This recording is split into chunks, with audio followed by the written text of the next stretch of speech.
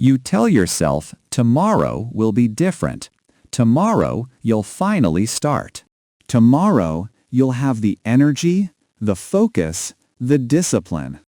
But tomorrow comes and you find yourself back where you started, scrolling, avoiding, promising yourself again that next time will be better. Welcome to Elingo, where we explore not just English, but the patterns that shape how we think, work, and live. Today, we're going to talk about procrastination, but not in the way you've heard before. Because the truth is, most advice about beating procrastination is solving the wrong problem entirely. We're told procrastination is about laziness, about lack of willpower, about needing to just push harder, try harder, be better. So we download productivity apps. We make elaborate schedules. We promise ourselves we'll wake up at 5 in the morning and finally become the person we're supposed to be. And when it doesn't work, when we fail again, we conclude that something must be wrong with us. We're just not disciplined enough, not motivated enough, not enough. But here's what almost nobody tells you. Procrastination is not a time management problem. It's an emotion management problem. Think about it. When do you procrastinate? Is it when the task is easy and stress-free? No. You procrastinate when the task makes you feel something uncomfortable. Anxiety about not being good enough, fear of failing, overwhelm because you don't know where to start. Boredom because the task feels meaningless. Resentment because you feel like you should want to do it, but you don't. The procrastination isn't the problem. The procrastination is your brain's way of trying to escape the feeling. And every productivity hack in the world won't fix that because you're not addressing what's actually happening. A study from Carleton University found that students who procrastinated weren't less capable or less intelligent. They were simply more likely to avoid tasks that triggered negative emotions. The students who didn't procrastinate weren't more disciplined, they were just better at handling discomfort. That's the difference. Not willpower, emotional regulation. So when you beat yourself up for procrastinating, you're missing the point entirely. You're trying to solve a motivation problem when what you really have is a feelings problem. Let me guess what happens when you try to start something important. You sit down, you open your laptop, and immediately you feel it, that tightness in your chest. That voice in your head saying you're probably going to mess this up anyway. That overwhelming sense that this task is bigger than you can handle. And your brain, trying to protect you, says, let's check our phone, let's get a snack, let's do literally anything else. This is completely normal. Your brain is doing exactly what it evolved to do, which is keep you safe from things that feel threatening. The problem is, your brain can't tell the difference between a real threat and an emotional one. To your nervous system, the fear of looking stupid in a presentation feels the same as the fear of being chased by a predator. So it activates the same response: avoid, escape, survive. You're not broken, you're not lazy, you're just human. And here's the hard part. Most of us were never taught how to sit with uncomfortable feelings. We were taught to fix them, to push through them, to ignore them until they go away. But feelings don't work like that. When you ignore a feeling, it doesn't disappear, it just gets louder. It finds other ways to make itself known. Through procrastination, through anxiety, through that heavy, stuck feeling that keeps you from moving forward. I know what it's like to sit there, knowing exactly what you need to do, and still not doing it. To watch hours disappear into nothing. To feel that crushing guilt at the end of the day because you wasted time you can't get back. To promise yourself, again, that tomorrow will be different, even though you don't really believe it anymore. You look at other people who seem to have it figured out, who finish their work on time, who actually do the things they say they're going to do. And you wonder what's wrong with you. Why is it so easy for them and so hard for you? You start to believe maybe you're just not cut out for this. Maybe you don't have what it takes. But here's what you don't see. Those people aren't superhuman. They're not blessed with some magical discipline gene you're missing. What they have, often without even realizing it, is a different relationship with discomfort. They've learned, somehow, that the feeling of not wanting to do something doesn't have to stop them from doing it. That you can feel anxious and still start. That you can feel incompetent and still try. That the feeling and the action don't have to match. This is the shift that changes everything. Because once you understand that procrastination is about feelings, not laziness, the solution becomes completely different. You stop trying to force yourself to feel motivated. You stop waiting for inspiration to strike. You stop believing that you need to want to do something before you can do it. Instead, you learn to do it while feeling exactly how you feel.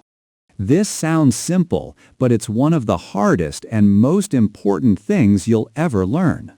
The ability to act in the presence of discomfort, to start even when you're scared, to continue even when it's boring, to finish even when you're tired. Not because you've conquered the feeling, but because you've stopped letting the feeling be in charge. Let me tell you what this looks like in practice. A student wants to write an essay. She sits down and immediately the anxiety floods in. The old version of her would think, I need to get rid of this anxiety before I can write. So she'd scroll social media, hoping to feel better first. But the anxiety never goes away. It just grows because now she's anxious and behind schedule. The new version of her thinks differently. She notices the anxiety. She names it. I'm feeling anxious because I'm worried this won't be good enough. And then, here's the key part, she writes anyway. Not happily, not confidently, but she writes. The anxiety doesn't disappear, but it also doesn't stop her anymore. That's the difference. Not eliminating the feeling, learning to move with it. Think about learning to swim. When you first get in the water, every instinct tells you to panic, to fight, to get out. But you can't learn to swim by avoiding the water. You learn by staying in it. By letting your body understand that the discomfort won't kill you, that you can be uncomfortable and safe at the same time. Procrastination is the same. You can't learn to handle difficult tasks by avoiding them. You learn by doing them scared, by doing them unmotivated, by doing them even when every part of you wants to run away. This is where most people get stuck. They think the goal is to feel good about the task, to find their passion, to get excited. And yes, sometimes that happens, but waiting for it is a trap. Because most of life is not exciting. Most of learning a language is repetitive. Most of building a skill is tedious. Most of creating anything worthwhile is frustrating and slow. If you only work when you feel like it, you'll barely work at all. The people who achieve things, who learn languages, who build careers, who create art, they're not doing it because they feel amazing every day. They're doing it because they've made peace with feeling terrible sometimes. They've learned that motivation is not a prerequisite for action. It's a result of it. Here's another truth that nobody talks about. Procrastination is also a story you tell yourself about who you are. I'm the kind of person who procrastinates. I'm just not good at getting things done. I've always been like this. These stories feel true because you've lived them for so long, but they're not facts, they're habits, and habits can change. Every time you procrastinate, you're reinforcing the story. Every time you avoid, you're telling yourself, "See, I knew I couldn't do it." But every time you start, even badly, even scared, you're writing a different story. You're proving to yourself that you're not who you thought you were, that you're capable of more than you believed. This doesn't happen overnight. You won't read this and suddenly become a different person. But you can become a person who sometimes starts even when they don't want to. And then, slowly, that person starts more often.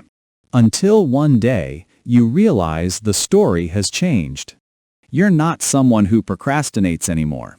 You're someone who does things scared. Let's talk about what actually helps. Not theory, not inspiration. Real strategies that work because they address the actual problem, which is your emotional response to the task. First, make the task smaller. Not because you're incapable of big things, but because big things trigger overwhelm, and overwhelm triggers avoidance. Your brain sees "write a report" and shuts down, but your brain can handle "write one sentence." It sounds too simple to work, but it works because it removes the emotional barrier. You're not committing to finishing. You're not committing to doing it well. You're just committing to starting. And starting is everything. Once you start, the resistance drops, the anxiety lessens, momentum builds. Not always, but often enough that it's worth trying. Second, name the feeling. This is powerful in a way that sounds ridiculous until you try it. When you feel the urge to procrastinate, stop. Ask yourself, what am I actually feeling right now? Am I anxious? Bored? Resentful? Afraid? Just naming it takes away some of its power. Psychologists call this affect labeling, and research shows it reduces the intensity of negative emotions. You're not trying to get rid of the feeling, you're just acknowledging it. I'm feeling anxious about this presentation. Okay, now you know. Now you can decide what to do with that information. You can still feel anxious and open the presentation file. The feeling doesn't have to be the boss. Third, separate the feeling from the action. This is the hardest one and the most important. Your brain wants you to believe that if you don't feel like doing something, you shouldn't do it. That's a lie. You can feel completely unmotivated and still take action. You can feel terrified and still hit send. You can feel incompetent and still show up. The feeling is just information. It's not a command. You don't have to obey it. When you catch yourself thinking, "I don't feel like it," add one word. I don't feel like it, and I'm doing it anyway. That small shift, that tiny rebellion against the feeling, is where freedom lives. Here's what else matters. Be honest about why the task matters to you or why it doesn't. A lot of procrastination comes from doing things you think you should want to do but don't actually care about. If you're forcing yourself to learn a skill because someone else expects it, or because you think it'll make you impressive, but it doesn't actually align with what you value, your brain will resist, and it should. Not everything is worth doing. Not every goal is worth chasing. Sometimes procrastination is your brain's way of telling you this isn't your path. Listen to that too. But if it is something that matters, if it's connected to who you want to become, then the discomfort is worth facing. Then the anxiety is just the price of admission. Then you do it anyway, not because it feels good, but because it's aligned with something deeper than a feeling. Here's the truth that no one wants to hear. Beating procrastination doesn't mean you'll stop feeling the urge to avoid. It doesn't mean you'll suddenly love doing hard things. It means you'll get better at starting anyway, better at noticing the feeling without becoming it, better at choosing action over comfort. And that's enough. That's actually everything. You're not going to wake up one day and find procrastination has magically disappeared from your life. But you can wake up and choose, just for today, to do one thing you've been avoiding. Not perfectly, not enthusiastically, just done. And tomorrow you can make that choice again, and the day after that. Until the choice becomes easier. Until the story you tell yourself starts to shift. So here's my question for you. What's one thing you've been avoiding? Not the biggest thing, not the most important thing. Just one thing. What would happen if you did it badly, if you started it scared? If you let yourself be uncomfortable for just 10 minutes and saw what happened next? You don't need to feel ready. You don't need to feel motivated. You just need to start. And if this message reached you today, save it. Come back to it when you need the reminder that you're not broken. You're just human. And being human means learning to do hard things while feeling all the feelings. Elingo is here, not just to help you learn English, but to help you understand the patterns that hold you back and the truths that set you free.